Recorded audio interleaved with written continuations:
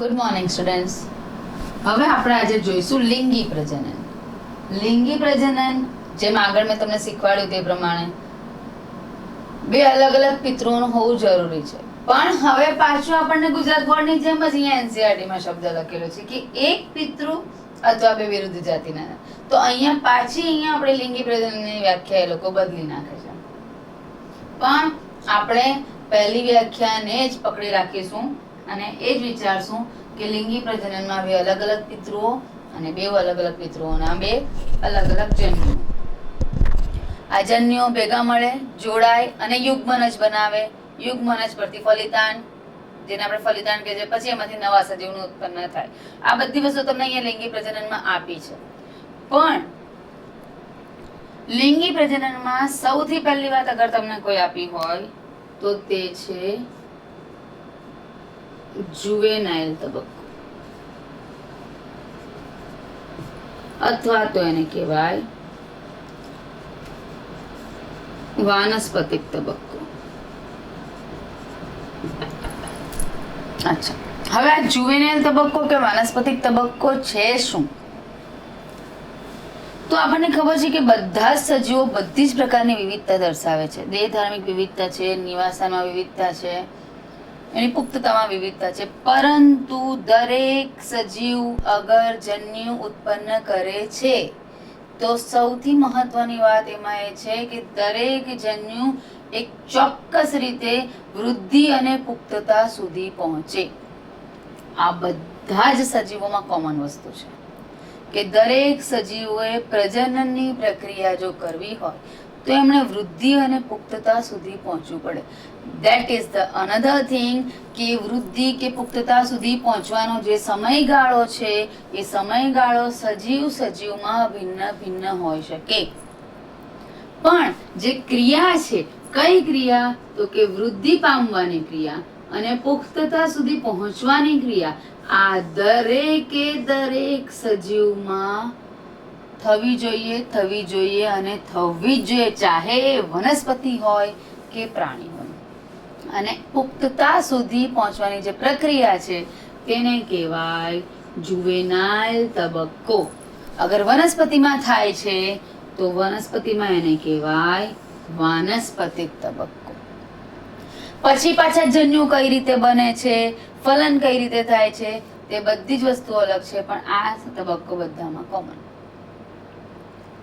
ત્યાર પછી તમારી બુકમાં એવું આપ્યું છે કે ઉચ્ચ કક્ષાની વનસ્પતિઓમાં પુષ્પસર્જન સાથે પ્રજનનીય તબક્કાની શરૂઆત જોઈ શકાય છે. એટલે શું? આ લાઈનનો મતલબ શું થાય? વનસ્પતિ ઉગે એટલે મૂળ, પ્રકાંડ, પર્ણ.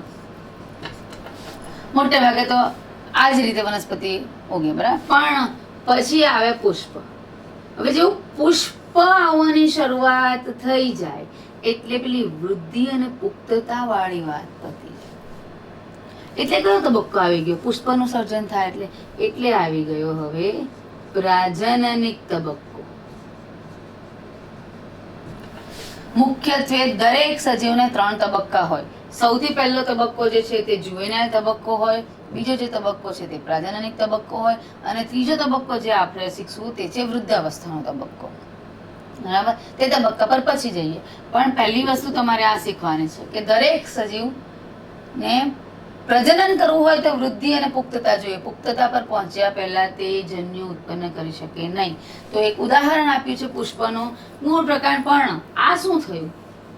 આ વાનસ્પતિક તબક્કો થયો. પુષ્પ આવે એટલે વાનસ્પતિક તબક્કો પૂરો, પ્રજનનિક તબક્કો શરૂ. હવે આમાં એવું આપેલું છે કે ઘણી વનસ્પતિઓ હોય તે વર્ષમાં એક જ વખત પુષ્પ સર્જન કરે, ઘણી વનસ્પતિઓ હોય તે આખું વર્ષ પુષ્પ સર્જન કરે. Depends on the plants. Okay. પણ હવે અગર આપણે એવું જોઈએ, બીજી વસ્તુ એ આપી છે તમારી બુકમાં કે અમુક વનસ્પતિ છે જે સમગ્ર વર્ષ દરમિયાન પુષ્પ સર્જન કરે અને અમુક વનસ્પતિઓ જે છે તે ઋતુ દરમિયાન પુષ્પ સર્જન કરે. તો જે ઋતુ દરમિયાન પુષ્પ સર્જન કરે છે એને ઋતુકીય પુષ્પ સર્જન કહેવાય. જે આખા વર્ષ દરમિયાન પુષ્પ સર્જન કરે એને વાર્ષિક પુષ્પ સર્જન કહેવાય. આ ઉપરાંત તમને ઉદાહરણ આપ્યા છે, કોઈક વનસ્પતિ હોય તે એક જ વર્ષની હોય આયુષ્ય એનું, દાખલા તરીકે ઘઉં છે, જુવાર છે, બાજરી છે, ચોખા છે, આ બધી એક વર્ષાયુ વનસ્પતિ છે. અમુક વનસ્પતિઓ દ્વિવર્ષાયુ હોય કે 2 વર્ષ સુધીના પર તમે પાક લઈ શકો, એટલે એના મૂળ અને પ્રકાંડ જે છે તે રે પણ ફરી પાછા આવે. કેટલીક વનસ્પતિઓ છે તે બહુ વર્ષાયુ છે, વડ છે, આંબો છે, પીપળો છે, બધું તમને ખ્યાલ જ છે. વૃક્ષો જે છે મોટે ભાગે તે બહુ વર્ષાયુ છે, તો એ લોકો દર વર્ષ પુષ્પ સર્જનની પ્રક્રિયામાંથી પસાર થતા હોય. પછી તમને આમાં ઉદાહરણ આપેલા છે કે વાંસ. વાંસ એક એવી વનસ્પતિ છે કે જે પોતાના સમગ્ર જીવનકાળમાં ફક્ત અને ફક્ત એક જ વાર પુષ્પ સર્જન કરે. 50 કે 100 વર્ષોમાં એક જ વાર પુષ્પ સર્જન કરે. પુષ્પ સર્જન થઈ જાય એટલે પિતૃનો નાશ થઈ જાય ને પુષ્પ દ્વારા નવો વાંસ ઉત્પન્ન થાય. આ સિવાય તમને એક બીજી વનસ્પતિનું નામ આપ્યું છે નીલકુરંજીત. નીલકુરંજીત એવી વનસ્પતિ છે કે જે દર 12 વર્ષે પુષ્પો આપે, દર 12 વર્ષે. અહીંયા આપણી બુકમાં 2006માં પુષ્પ સર્જન થયેલું તેવું લખ્યું છે.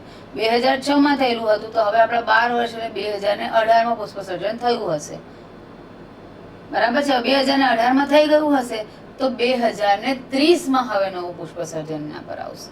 તો એ ઉદાહરણ તમને અહીંયા આપ્યા છે કે ક્યાં કયા પુષ્પ સર્જન. પુષ્પ સર્જન એટલે પ્રાજનનિક તબક્કો શરૂ થઈ ગયો, આ તમારે સમજવું બહુ જરૂરી છે.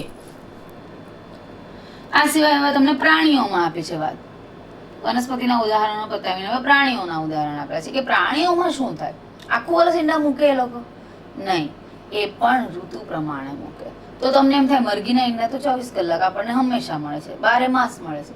તો એ એમનામાં કૃત્રિમ રીતે પ્રજનનની પ્રક્રિયા કરાવીને ઉત્પન્ન કરવામાં આવતી વસ્તુ છે.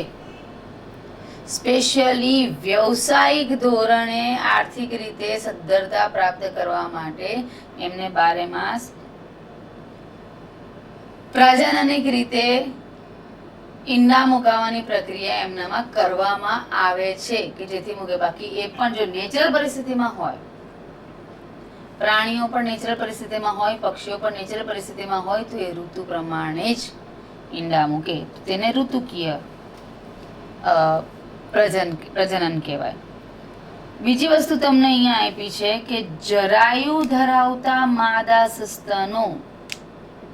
જરાયુ આપણે સસ્તન છે, ફિમેલમાં જરાયુ હોય કે જે માતા અને ઉછરનાર બાળકને કનેક્ટ કરતું હોય, બરાબર છે. ગર્ભાવસ્થામાં જ્યારે બાળક ગર્ભમાં હોય, આ રીતે ગર્ભાવસ્થામાં ગર્ભમાં હોય ત્યારે બાળક અગર જો અહીંયા અંદર હોય ઉલવ કોથળીમાં, બરાબર છે, તો એનું અને માતા વચ્ચેનો કનેક્શન જે હોય તે આ જરાયુ દ્વારા થાય.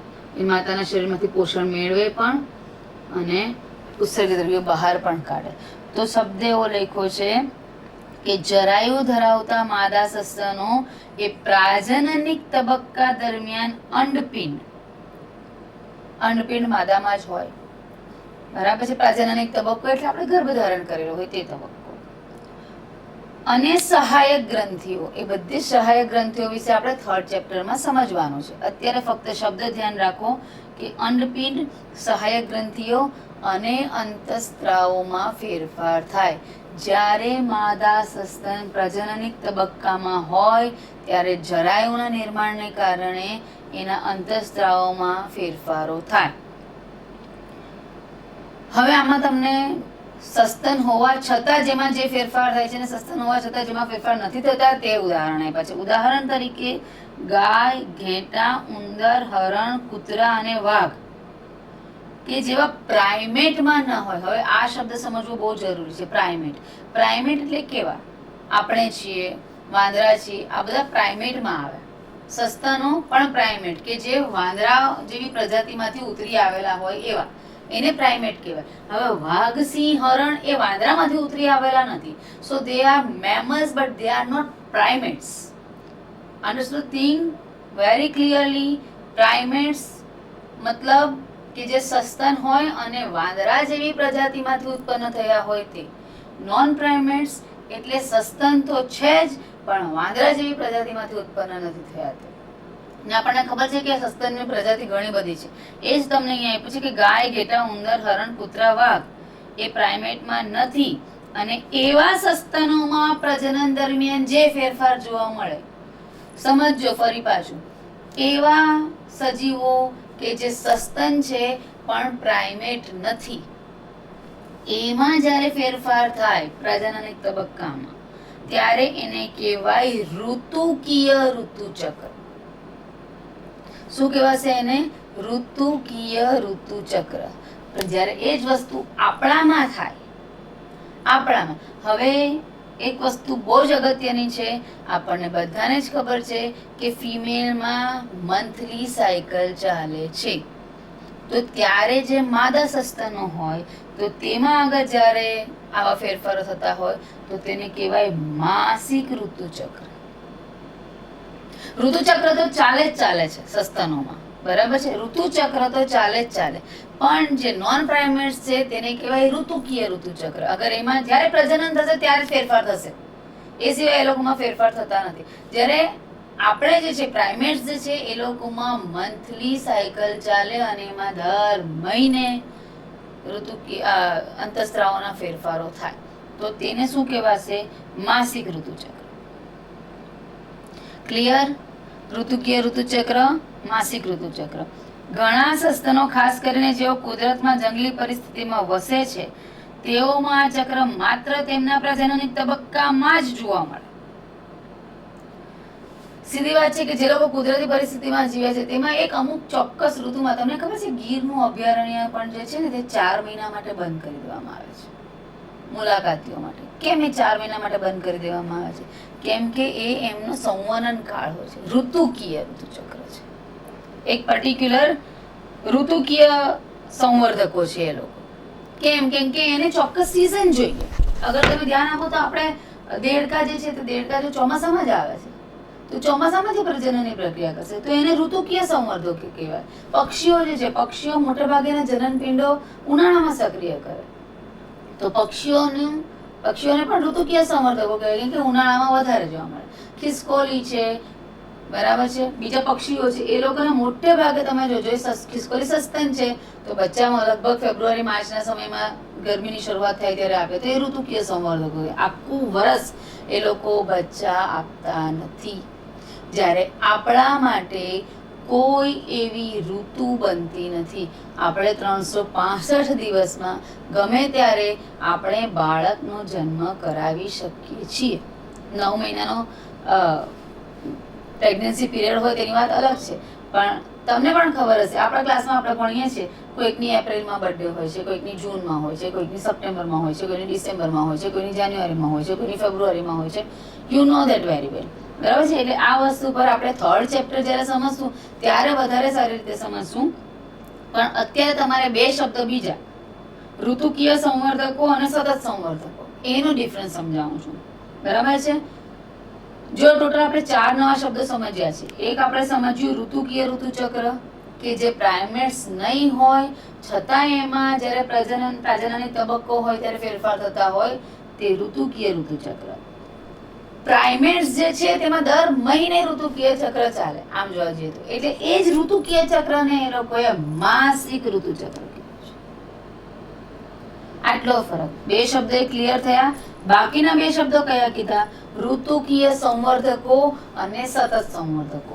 ઋતુકીય સંવર્ધકો એટલે એવા સંવર્ધકો કે જેને એક ચોક્કસ ઋતુ જોઈએ પ્રજનનની તબક્કા માટે, અને સતત સંવર્ધકોને કોઈ ચોક્કસ ઋતુની જરૂર હોતી નથી, તેને કહેવાય સતત સંવર્ધકો.